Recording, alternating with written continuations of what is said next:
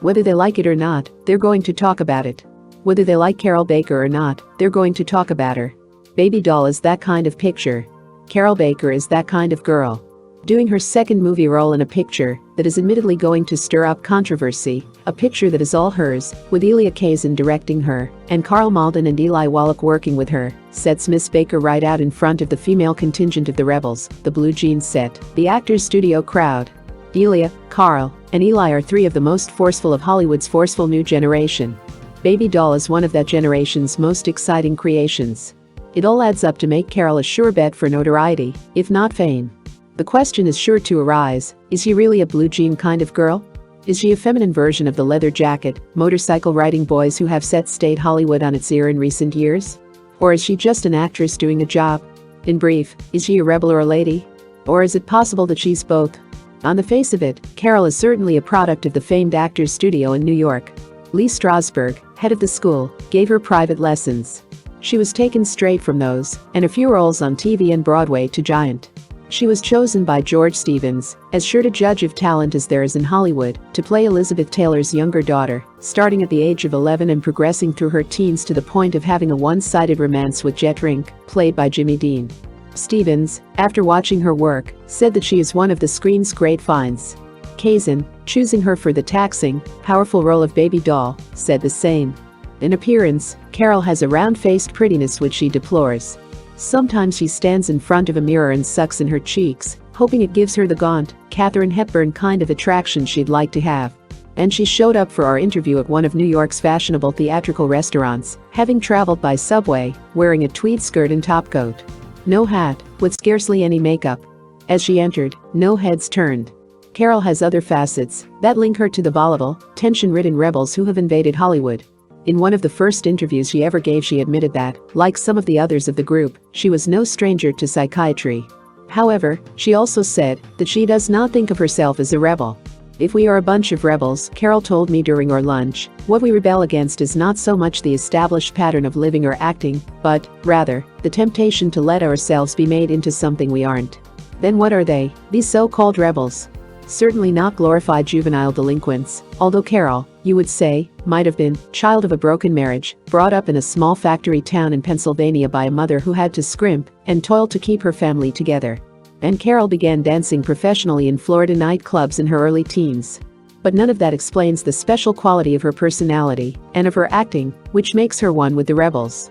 On the contrary, out of that rugged childhood has come a typical quiet, pretty girl with good manners, a happy young wife and mother, one who lets her talent make its own rules, rather than being driven by a rabid thirst for publicity, glamour or money.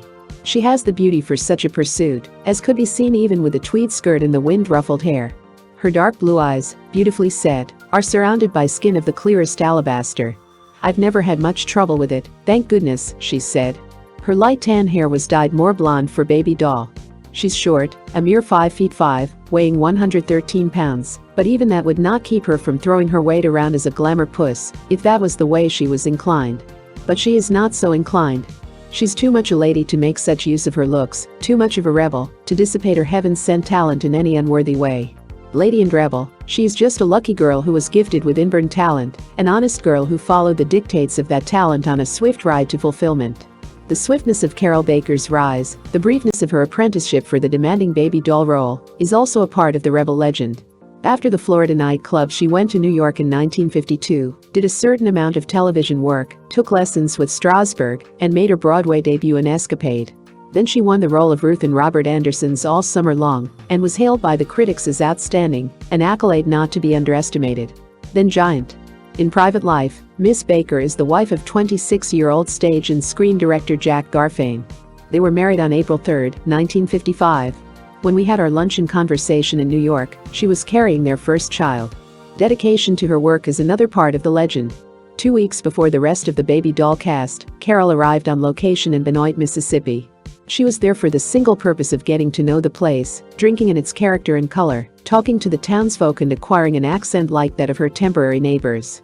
It is an approach to a role which Elia Kazan invariably recommends, but it was Carroll's talent for observation and mimicry that caused the rest of the crew to find, on their arrival, the authentic Baby doll waiting.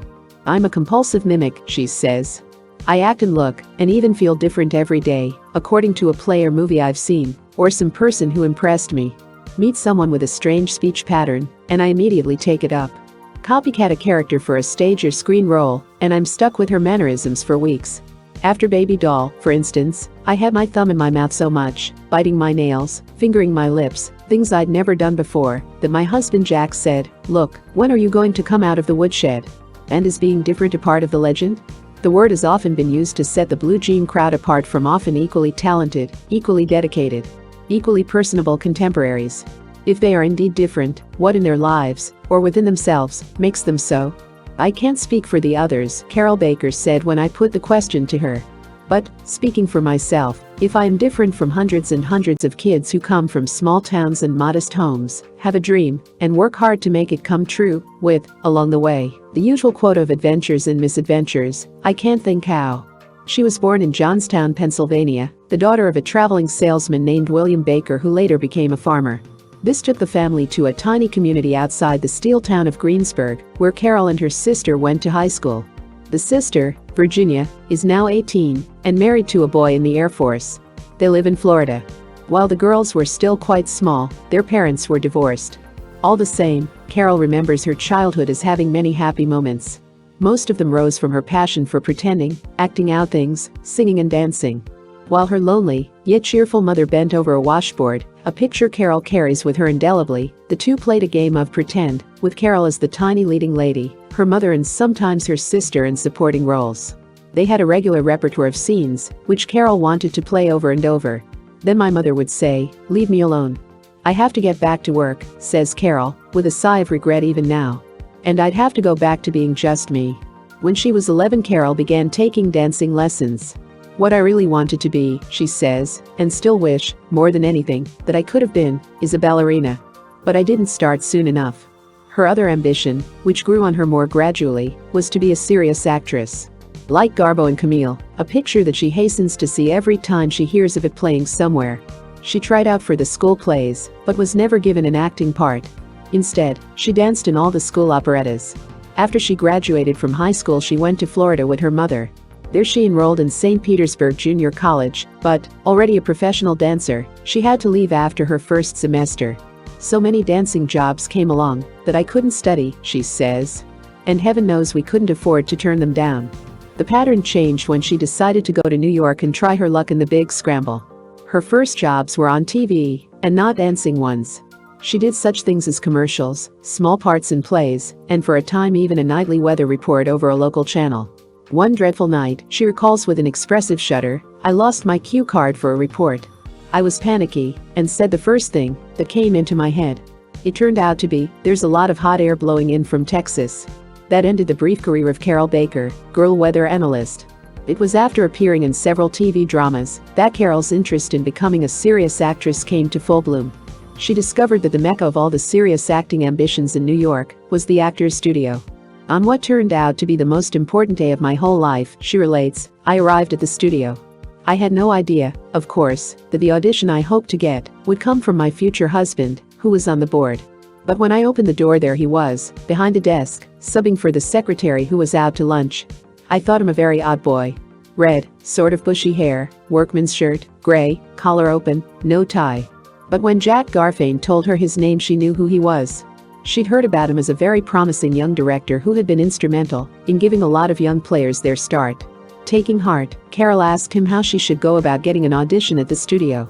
There are 2 auditions, Jack explained, the first before a board made up of the students, the second, assuming you pass the first, before the board of directors. At the moment, he added, the roster of the school was filled up. But, he went on quickly, she ought to prepare a scene for auditioning and keep on coming back. Be Johnny on the spot, he told her. I kept on coming back, she says. Each time I did, I saw Jack. Each time I saw him, I was glad. Meanwhile, I'd prepared a scene from an old Paramount picture, Sullivan's Travels. Kind of a depressing little scene, 2 kids, boy and a girl, no money, dreary. Jack wasn't present on the board the night she finally made her audition, but he saw a rehearsal of her scene in the studio she had rented for the purpose. He was an hour late getting there. I had to rent the studio for another hour, she says, still pained at the waist. His comment was, you're so wrong for the part, it's amazing you do it so well. I have a feeling, was Jack Garfame's verdict, that they won't pass you. But they may ask you to come back. They didn't do either. Not until after Giant, in fact, did Carroll pass her auditions and become a regular member of the studio. But Lee Strasberg accepted her for one of his private classes. The day I went to my first class, Jack called and asked me for a date, Carroll says. On that first date they went, by subway, to visit friends in Greenwich Village. Theatrical people, of course, a set designer and his wife. After that, the dates went on. Sometimes Carroll would fix dinner for them in her tiny apartment, the menu generally consisting of noodles stuffed with cheese. For amusement they went for long walks. We still do. They read plays together. Sometimes people gave them theater tickets. On other evenings they visited a pianist friend and listened to her play. Wherever they went, they used the subway. When we did have some money, after all, we both did work once in a while, we'd have dinner at our favorite Chinese restaurant, Carroll relates. When they were really in the chips they went to the Russian Tea Room, an artistic hangout near Carnegie Hall, where Jack could indulge his passion for the shashlik. On one occasion when finances were at a low ebb, Carroll was offered a wonderful job, a cigarette commercial. "Only I don't smoke," she wails. She needed the work so badly, however, that she decided to bluff her way. At the first interview they liked her looks, young, sort of normal, as she puts it. They said I went well with the boy they had in mind for me to work with. Then they asked, "When you smoke, do you inhale deeply?" "Oh, of course I do," I said fervently. They gave her a carton of cigarettes and she went home and smoked, coughing all the while, and succeeded in making herself deathly sick. At the second interview, they liked the way she read the lines. Then came the moment she had to inhale. I took a tremendous draw and didn't cough at all. But tears came to my eyes, spilled over, splashed. The atmosphere chilled. "They still like me very much," they said, but nevertheless they gave her more cigarettes to take home. Again she smoked and coughed herself sick.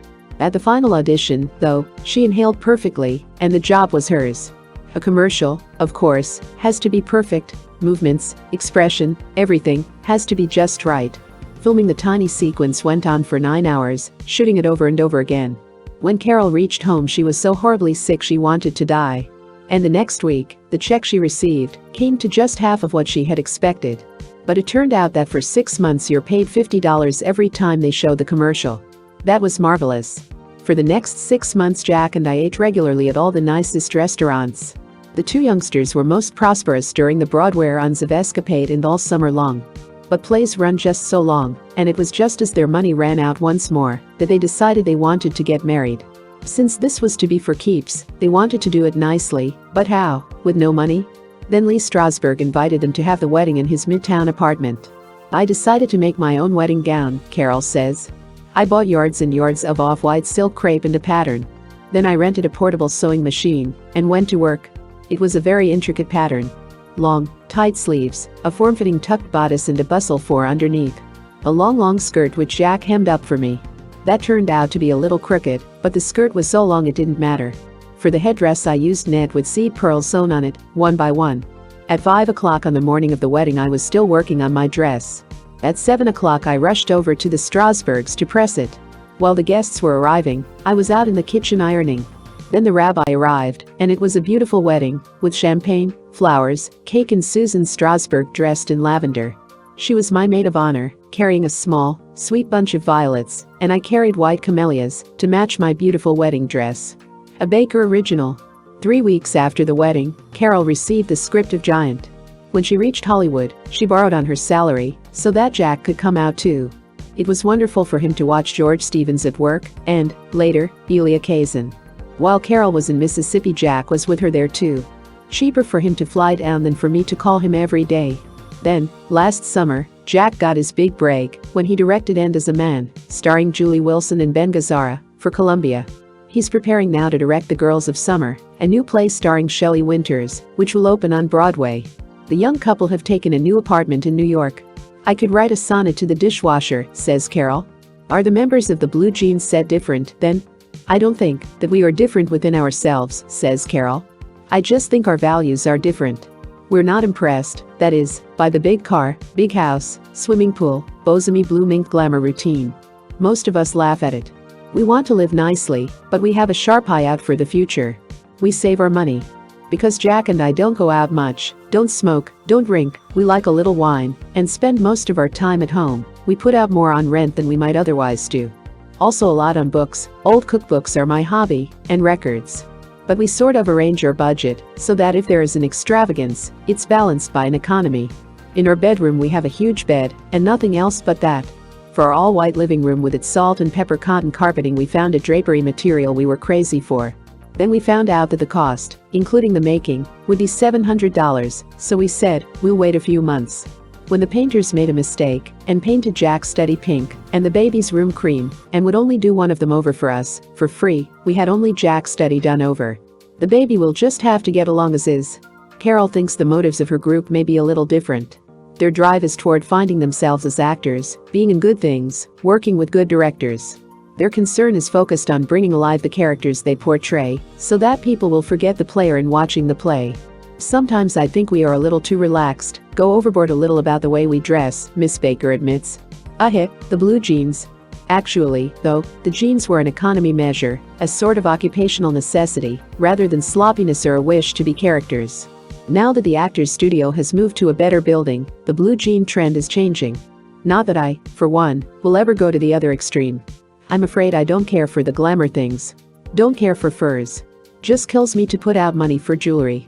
Not crazy about perfume. Except for sweaters and skirts and tweeds, and good leather purses and shoes, which I love. I'm not very clothes conscious. But I do take time to put on a dress, try to look nice, when I go out. I don't want to be conspicuous either way. I don't suppose that Jack and I will always live as simply as we do now, in a lovely, but relatively small and inexpensive apartment. As your family increases, your demands increase. When there is a baby, there has to be someone to watch him. As your career grows, and you play star parts, you're too tired to come home and cook. But when you do have a bigger home and more help, you have them not for display, but because they're necessary. As, for a time, said Miss Baker, with a lift of the eyebrow, the wearing of the blue jeans was. What it all comes down to is this. Our difference, if there is a difference, is that we want to live our lives in our own way, not in the way, whatever it may be, movie stars are supposed to live. So speaks a lady. And, in her own sensible balanced way, a rebel. Most of all, a superb actress destined to bring all of us many hours of pleasure. Photoplay magazine, April 1953.